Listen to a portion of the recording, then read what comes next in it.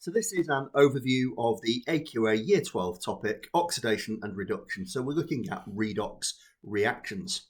If you take a look to begin with, we're going to look in the context of oxygen and hydrogen transfer, but predominantly this topic is going to be focused on electron transfer.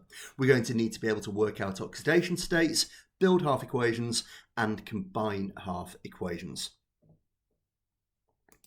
So moving on with the first task, and I'm going to recommend you pause on these tasks and try them before you go on to listen to the answer to double check and clarify what you know and what you need to work on.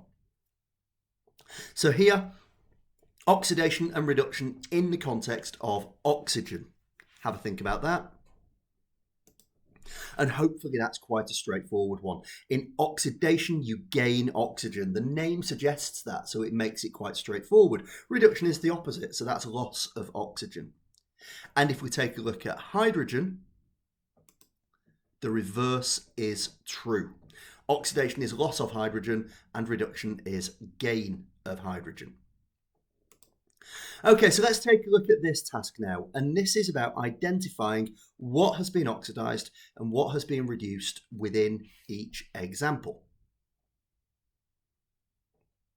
So if we take a look at the first one, we can see the magnesium has gained oxygen. So that means it's been oxidized. Taking a look at the second one, well, the magnesium oxide has gained hydrogen. So by definition, that means it has been reduced. And you can see there that it has ended up losing oxygen as well. And finally, Br2 with H2. The bromine has been reduced because it's gaining hydrogen. So if we move on, something that's hopefully familiar from GCSE, oil rig. And this is our way of remembering oxidation and reduction in terms of electrons, because the oxidation is loss of electrons and reduction is gain of electrons. So we have that handy little acronym, oil rig. And that's absolutely vital to remember. That's going to help you go a long way within this topic. So we're going to look at an example here, magnesium with oxygen forming magnesium oxide. Now, you can see here that what we've done is broken up the magnesium oxide into its ions, and we've then split it into half equations. So we've got a half equation focused entirely on the magnesium component and a half equation based on the oxygen. So we're going to take a look at some questions related to this, and we're going to build on this a lot more actually as we go through the topic. So in C, is the magnesium being oxidized or reduced? And why do you say that? It's being oxidized. Now, one way of looking at this is its oxidation state. Its charge has gone up, and I will be developing that idea more later within the video. But it's gone from 0 to +2 for the magnesium. So that's one way of remembering it. But also, it's lost electrons. So thinking of oil rig, we can use both of those methods now. What's happened to the oxidation state or the charge, and what happens in terms of electrons? So what about in F? Is the oxygen being oxidized or reduced? Well, it's being reduced. And it's being reduced because electrons are being gained. And the oxidation state has gone down. Now, another word for decrease or go down is reduced. If you reduce the oxidation state, if you reduce the charge, then it is reduction. Again, two different ways to check that this is reduction here in terms of electron transfer and in terms of what happens to the oxidation state stroke charge. So have a go at this. And on this one, a similar idea. We're breaking it down into its half equations, identifying what's being oxidized and what's being reduced.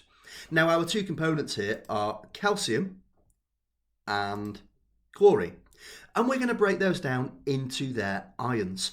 I then need to balance these equations. Now we're going to talk more about balancing half equations in a lot of detail later on. But in this case, we can see the only thing that's unbalanced is the charge, and we balance charge by adding electrons. In calcium, we add those electrons on the right-hand side. We now have 0 charge on both sides.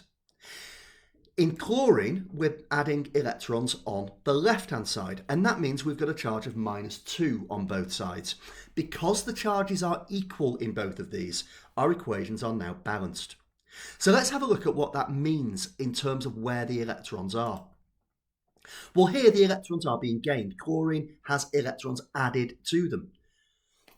From oil rig, we know that reduction is gain of electrons. So we can see that chlorine is being reduced. And we can also see it's gone from a charge of 0 to -1. We've reduced that charge, reduced that oxidation state. In terms of the calcium, this has lost electrons. The calcium has become calcium plus 2 ions, having lost the 2 electrons. They're on the right-hand side. So because oil rig, oxidation is loss, lost electrons means it's oxidation. We also know it's oxidation because its charge has gone from 0 to +2. And we're going to take a look at that here just so we can see very clearly that these are the species that have been oxidized and reduced. Moving on, we are going to look more at half equations, have a go at these questions. Now, I will point out that actually there is an error here, that they would need to be aqueous to split up. So I now want you to rethink it if you hadn't spotted that flaw. But it is absolutely vital that you remember in an ionic equation, we break down ionic compounds that are aqueous or molten. So let's break it down. My copper oxide becomes Cu plus 2 and O minus 2. My zinc stays as zinc, that's metallic bonding. My ZnO breaks down to Zn plus 2 and O minus 2. And my copper remains as copper. Now what I can see here immediately is there is something that has no place in this equation. I've got spectators. There's no point including O2 minus ions on the left and the right if nothing has changed. So that leaves us with the overall ionic equation that we see here. And now we can break it down into the half equations. My copper 2 going to copper and my zinc going to zinc 2. Exactly the same as on the last activity. I'm now going to balance these with electrons. So for copper, I'm adding 2 electrons on the left-hand side. So they're being gained. So this is reduction. In zinc, I'm adding 2 electrons on the right-hand side, signifying that they are being lost, and therefore it's oxidation. And as a neat summary, I'm going to remind you of the 2 ways that you can check whether something has been oxidized or reduced. One is where the electrons are within the equation, but we can also look back at the idea that copper 2 has become copper. My charge has reduced, so it's reduction. Zinc to Zn plus 2, my charge has increased charge, or increased oxidation state is oxidation. So this is a really important thing to remember. You can check your answer in both ways. We're going to move on now to look at oxidation states. We're going to work out how we can determine them. And there are a lot of rules that you're going to need to learn here. So I am going to ask you to read through this page, pause, when you're ready, move on. And these are the rules that you have got to learn, that you have simply got to remember. Looks quite overwhelming, but actually it's not so bad. For example, Group 1 metals, we know they form +1 ions. Group 2, we know they form +2. We're very familiar with fluorine in Group 7 forming -1, and chlorine usually being -1. Aluminium is in +3, we'd expect it to be +3. We would expect the sum of charges, and therefore now the sum of oxidation states, in a compound to equal 0, and we would expect the sum of the oxidation states or charges in a complex ion to be equal to the charge on that ion. So there's a lot of this that you're already familiar with, but you are going to have to learn them. And as part of it, you're going to have to learn the exceptions. And there are exceptions here in number 5 with metal hydrides where the H is -1, in number 9 where peroxides oxygen is -1 rather than -2, and indeed oxygen is +2 in F2O. And chlorine is usually -1, but actually if you combine it with F or O, it can be very different. That will allow you to work out any oxidation state given to you. So I'm going to give you a worked example, and here we are. I've got S in H2SO4. Now I know that H is +1, and I've got 2 of them, so I have a total charge of +2 from my H's.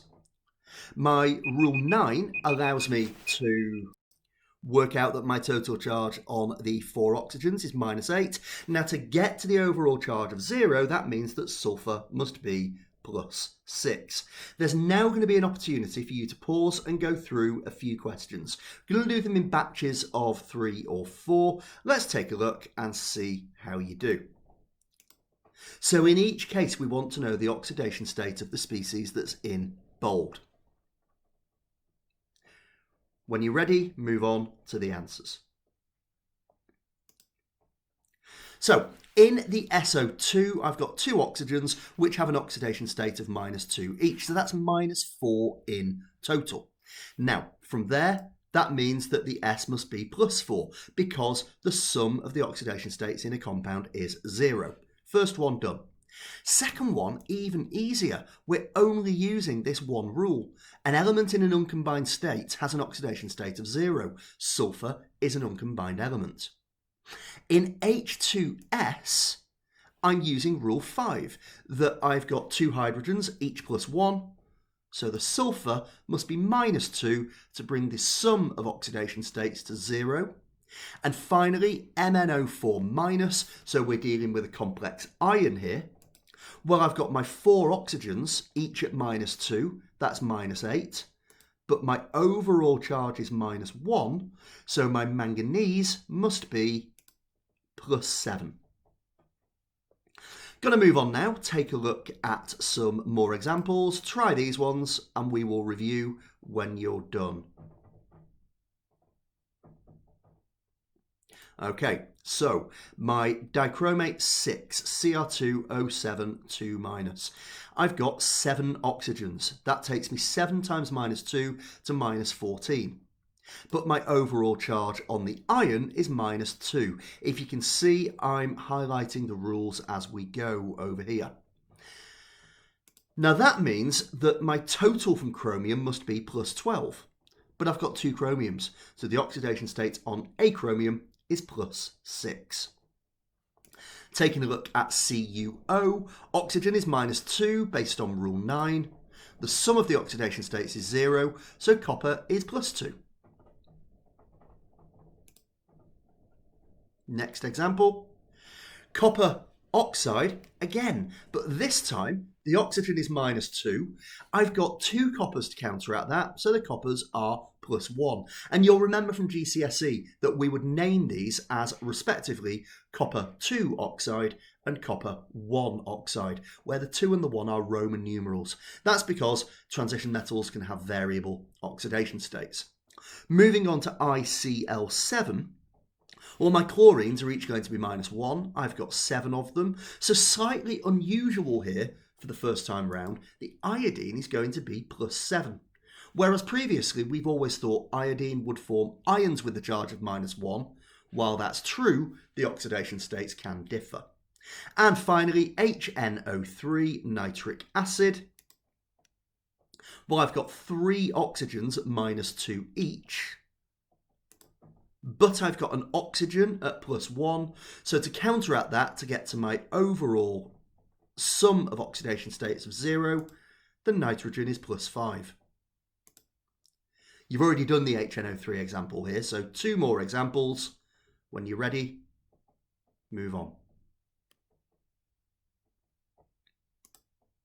So I've put the rules back there again. As I've said, we've already done the HNO3, the N is +5, so let's move on to the ammonia. Now we know that in the ammonia, each hydrogen is +1. There are 3 of them, so my nitrogen must be -3 to counteract it. And again, you can see the rules highlighted that we've used. Finally, LiH, an interesting one. Lithium will be +1 because rule 6 tells us that all group 1 metals have an oxidation state of +1.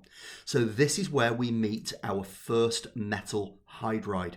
And when a metal is bonded directly to the hydrogen will be -1 rather than +1. Final two examples.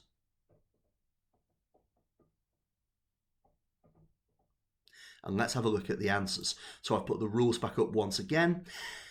And we have got that the H2, I've got two H's at +1 each. That's a total of +2. So my two O's must give me a total of -2. We've met our first and only hydrogen peroxide. The example where oxygen is not -2, it's instead -1. And finally, on the F2O, I have two F's. And then -1 each, according to rule 10. So my oxygen in this case is +2.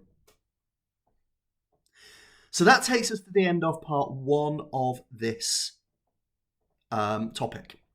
In the second half of the topic, we are going to look at building half equations, and from there we're going to move on to combining half equations. I hope this has been useful.